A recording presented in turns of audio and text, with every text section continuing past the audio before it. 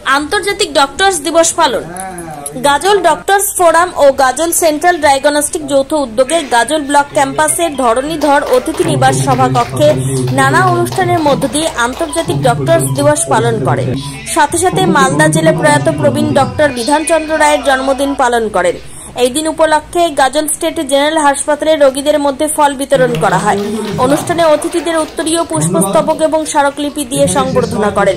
উপস্থিত ছিলেন এই অনুষ্ঠানের আহ্বায়ক তৌহিদুল ইসলাম, মালদা জেলার মুখ্য স্বাস্থ্য আধিকারিক দ্বিতীয় ডক্টর অমিতাভ মণ্ডল, গাজল স্টেট জেনারেল হাসপাতালের সুপার অঞ্জন রায়, গাজল বিডিও সুদীপ্ত বিশ্বাস, গাজল বিধায়ক চিন্ময় দেব বর্মন সহ অন্যান্য অতিথিবর্গ। আনন্দ এবং গর্বের সঙ্গে জানাই গাজল ডক্টরস ফোরাম এর উদ্যোগে বিগত বছর থেকে শুরু হয়েছে আমাদের ডক্টরস ডে পালন। আপনারা সকলেই জানেন ডক্টর বিধানচন্দ্র রায় আমাদের এই ডক্টরস ডে।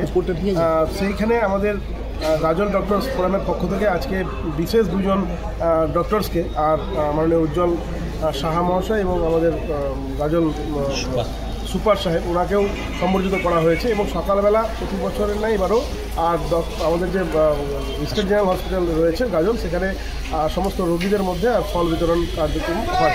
কিছু প্রতিযোগিতা হয় ছোটো বাচ্চা আজকের এই দিনে করা হয়।